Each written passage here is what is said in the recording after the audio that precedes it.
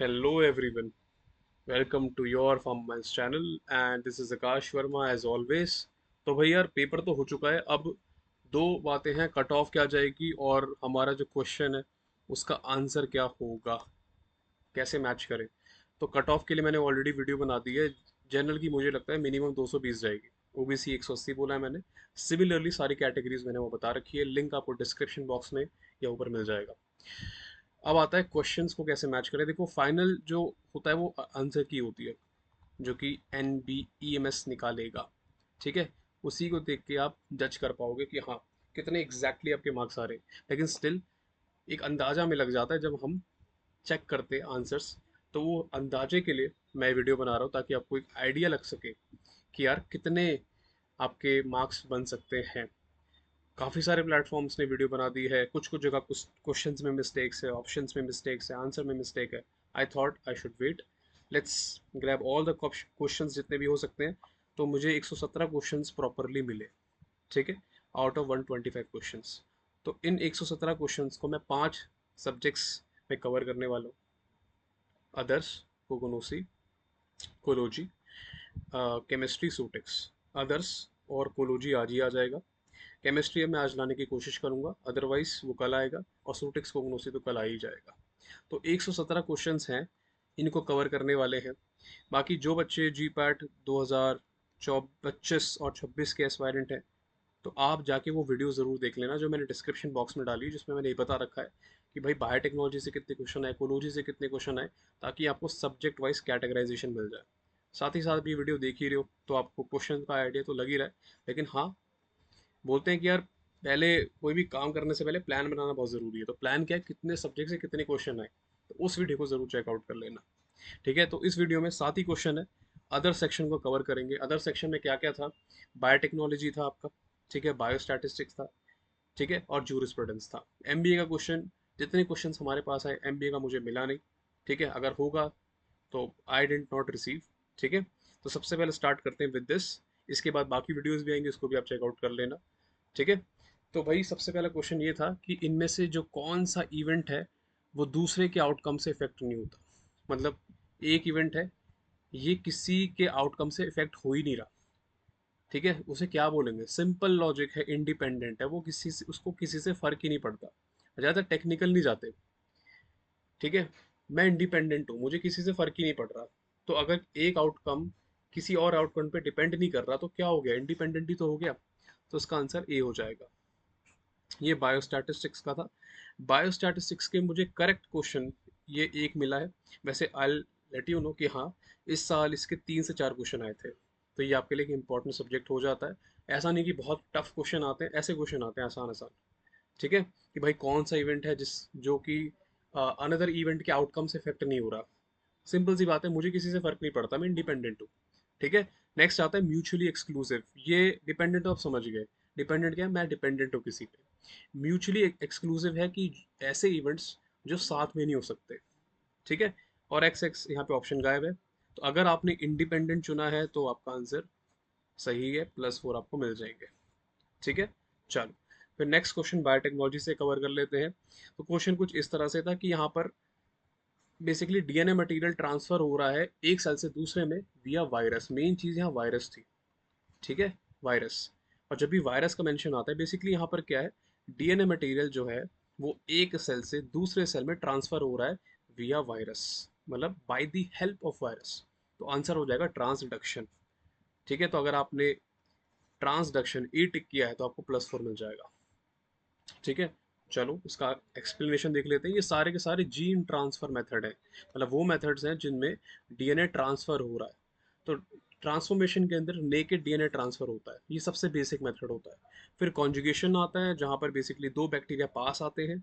ठीक है, और एक काइंड ऑफ एक ब्रिज बनाते हैं जिसे साइटोप्लाज्मिक ब्रिज बोलते हैं, और डीएनए ट्रांसफर हो जाता है। आपका क्वेश्चन यहाँ से आया था, ट्रांसडक्शन से। यहाँ पे जो डीएनए का ट्रांसफर होता है with the help of virus होता है। ठीक है, और ये सारे मेथड है, ये सब हमने आपको पढ़ाया था फार्मा माइंड्स में, संकल्प कोर्स में, पार्थ कोर्स में, ये सारी मटेरियल आपके पास अवेलेबल था। ठीक है, तो भाई सीधी सी बात है, ये क्वेश्चन आया है कि जो डीएनए ट्रांसफर हो रहा है एक सेल से दूसरे सेल में, आंसर हो जाएगा ट्रांसडक्शन। ठीक है, और ये सब चीज़ें आपको पढ़ाई थी।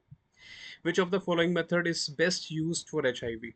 अब यहाँ पे देखो, ये भी आंसर है और ये भी आंसर है, लेकिन मोस्ट अप्रोप्रिएट आंसर जो बन रहा है वो है बी, रिवर्स ट्रांसक्रिप्टेज पीसीआर। क्योंकि अगर आप गूगल करेंगे तो उसमें रियल टाइम पीसीआर भी आंसर आ रहा है और रिवर्स ट्रांसक्रिप्टेज पीसीआर भी आ रहा है। तो अभी के लिए आप बी ही को मान के चलेंगे, लेकिन still wait for final answer की। अगर वो बोल देंगे कि रियल टाइम है तो you have to agree with that, ठीक है। लेकिन स्टिल अगर आपने रिवर्स ट्रांसक्रिप्ट टेस्ट किया तो 99% आपके चांस है कि ये क्वेश्चन आपका सही हो जाएगा, +4, ठीक है। और ये भी चीज़ ऑलरेडी पढ़ाई हुई है। रिवर्स ट्रांसक्रिप्ट टेस्ट, जिसकी शॉर्ट फॉर्म है आरटीपीसीआर, ये एक ऐसा टेक्निक होती है, ठीक है, जिसमें आरएनए को एम्पलीफाई किया जाता है, मतलब आरएनए का नंबर मल्टीप्लाई किया जाता है। इसके अंदर रिवर्स ट्रांसक्रिप्टेज नाम का एंजाइम इस्तेमाल किया जाता है। ये कोविड टेस्टिंग में भी इस्तेमाल किया जाता है। साथ ही साथ इसकी मदद से हम एचआईवी, बैक्टीरिया, कैंसर जैसे डिजीजेस को डायग्नोज कर पाते हैं, मतलब पता लगा पाते हैं कि भाई वायरस है तो कौन सा है, बैक्टीरिया है तो कौन सा है, कैंसर है तो कौन सा है, कितनी स्टेज तक पहुंच गए, ये सारी चीज़ें हम पता लगा पाते हैं। Very easy. चलो, फोर्थ क्वेश्चन की बात कर लेते हैं। ये जूरिस्प्रूडेंस का, बायोटेक्नोलॉजी के दो क्वेश्चन थे। जूरिस्प्रूडेंस में आया कि भाई जो पेटेंट का टर्म है, ये कितना आसान क्वेश्चन है। इंडियन पेटेंट एक्ट 1970, ये ईयर का ध्यान रखेंगे, ठीक है, नाइपर के लिए। उसका पेटेंट का टर्म कितना होता है, कितना आसान क्वेश्चन है, 20 साल होता है। Very very easy. और ये भी आपको पढ़ाया हुआ था, ठीक है। पेटेंट का जो मैक्सिमम प्रोटेक्शन होता है, ये पेटेंट पीरियड होता है 20 साल का होता है। ट्रेडमार्क का लाइफ लॉन्ग होता है, डिजाइन 15 साल, copyright 60 years, geographical indication life long, ठीक है। ये सारी चीज़ें आप स्क्रीनशॉट ले सकते हो, नाइपर में आपको काम आएगी, क्योंकि नाइपर के अंदर पेटेंट, कॉपीराइट, ट्रेडमार्क ये बहुत पूछता है। तो उसका स्क्रीनशॉट ले लेना। और जैसे पेटेंट डिज़ाइन ऑफिस कहाँ पर है, कोलकाता, दिल्ली, मुंबई, चेन्नई, ये सब चीज़ें नाइपर में बहुत पूछता है, ठीक है। और जी पैड में तो पूछ ही सकता है। तो जिन लोगों का जी पैड एग्जाम हो चुका है, आप नाइपर के लिए प्रिपेयर कर सकते हैं, और जो 2025-26 वाले हैं, स्क्रीनशॉट ले लेना, जी पैड में भी आ सकता है, ठीक है। देखो सारी चीज़ें दे रखी हैं, कौन कौन सा एक्ट इंप्लीमेंट होता है। पेटेंट के लिए पेटेंट एक्ट है, ट्रेडमार्क के लिए ट्रेडमार्क एक्ट है, ये सारी चीज़ें आपको पता होनी चाहिए, और बहुत बेसिक भी है, ठीक है। चलो, नेक्स्ट क्वेश्चन ऑफ जूरिस्प्रूडेंस। यहाँ पर पूछा था कि according to drug and cosmetic act के अंदर जो शेड्यूल टी होता है वो किसके साथ डील करता है। सिंपल, ये सारी चीज़ें रटने वाली थी। आयुर्वेदिक, सिद्धा एंड यूनानी drugs, GMP, good manufacturing practices. तो अगर आपने शेड्यूल्स पढ़ा होगा, शेड्यूल्स, जूरिस्प्रूडेंस में शेड्यूल नहीं पढ़ा तो क्या पढ़ा। Schedules, forms, penalties. I repeat again, jurisprudence के अंदर schedules, forms and penalties are most most important, ठीक है। तो यहाँ पर पूछा गया था कि शेड्यूल टी किसके लिए होता है, तो दैट इज फॉर आयुर्वेदिक, सिद्धा एंड यूनानी, ठीक है, उनके फैक्ट्री प्रेमाइसिस और हाइजीनिक कंडीशंस के लिए होता है, ठीक है। ये सारे हैं, ये आपको याद होनी चाहिए, नाइपर के लिए याद कर लेना बहुत इंपॉर्टेंट है। और अगेन, जी पैड 2025, 26, 27, जब भी आप ये वीडियो देख रहे हैं, ये हमेशा पूछा जाता है जी पैड एग्जामिनेशन के अंदर, ठीक है। और ये अच्छा, ये सारी चीज़ें हमने आपको कोर्स में पढ़ाई थी और हर साल पढ़ाएंगे, क्योंकि ये इंपॉर्टेंट है, ठीक है। चलो, नेक्स्ट, ये 4 काट देंगे, इसको 6 ही याद रखेंगे, ठीक है। Central government approved opium factory premises where opium alkaloids can be operated is located at. Very simple question. Central government, ठीक है, जो सरकार है, केंद्रित सरकार, सेंट्रल गवर्नमेंट, उन्होंने जो ओपियम फैक्ट्री के प्रीमाइसेस, इंडस्ट्री को लगा रखा है, जहां पर ओपियम एल्कलॉइड ऑपरेट होता है, वो कहाँ पर है। उसमें दो ही नाम याद आते हैं, नीमुच एंड गाजीपुर, नीमुच एंड गाजीपुर, ठीक है। तो ये भी आपको पढ़ाया था। गवर्नमेंट ओपियम फैक्ट्री गाजीपुर है, और कल्टीवेशन ओपियम का कहाँ पे होता है, नीमुच में होता है, ठीक है। तो अगर आपने ये टिक किया होगा ए, तो आपको मिल जाएगा +4। Very easy, very easy question, ठीक है। तो नीमुच एंड गाजीपुर। लास्ट क्वेश्चन आता है जूरिस्प्रूडेंस का, कि भाई हमारे इंडिया में जो शेड्यूल्ड फॉर्मुलेशन है, उसका सीलिंग प्राइस कौन रखता है। सीलिंग प्राइस मतलब क्या होता है, सीलिंग प्राइस मतलब होता है कि उसका हाईएस्ट प्राइस कौन रखता है, जिसके ऊपर उस ड्रग को नहीं बेचा जा सकता, ठीक है। सेलिंग प्राइस, सीलिंग प्राइस, ठीक है। तो अब मेन चीज़ आती है कि ये अथॉरिटी कौन सी है, उसको पहचाना बड़ा आसान था। अगर आप मेन नाम में देखो, प्राइसिंग लिखा था, नेशनल फार्मास्यूटिकल प्राइसिंग अथॉरिटी, ठीक है। तो भाई सीलिंग प्राइस कौन रखता है, कुछ लोग सेलिंग प्राइस भी बोल देते हैं, लेकिन उसको सेलिंग बोलना नहीं चाहिए, क्योंकि सेलिंग इज दिस, सीलिंग ही होता है, ठीक है। चलो, तो सीलिंग प्राइस कौन रखता है, नेशनल फार्मास्यूटिकल प्राइसिंग अथॉरिटी, जो एस्टेब्लिश हुई थी 1997 के अंदर, ठीक है।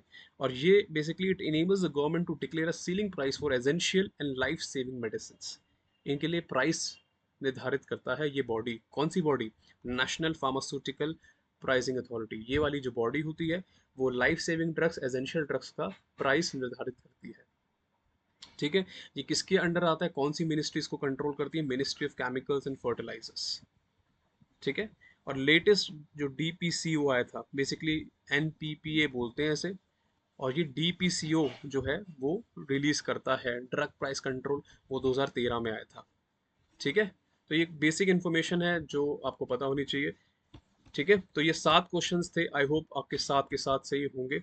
इफ नॉट तो एक बार मैच कर लेना।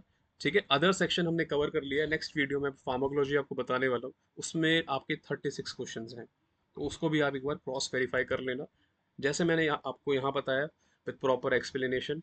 क्योंकि सारी चीज़ें हमने आपको पढ़ाई थी संकल्प कोर्स में, पार्थ कोर्स में। ठीक है। बिलीवर्स कोर्स में भी आप रिकॉर्डिंग्स अवेलेबल थी, और सारे चीज़ उससे ही आया हुआ है। तो उसको जाके एक बार चेकआउट कर लेना। ठीक है। बाकी वीडियोस जो आने वाली है।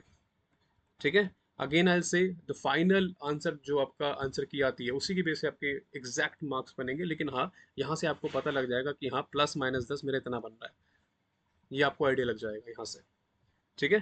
और बाकी जो एस्पायरेंट्स हैं 2025 और 26 वाले, आपको भी आइडिया लग रहा है कि भाई ऐसे क्वेश्चन आते हैं, तो आप प्रिपेयर हो सकते हैं। ठीक है। और if you want to join Pharmomiles, ठीक है, the contact is in description box, you can reach out to us any time. चलो, thanks a lot for watching the video and I hope you got a lot of learnings from it. Thank you so much.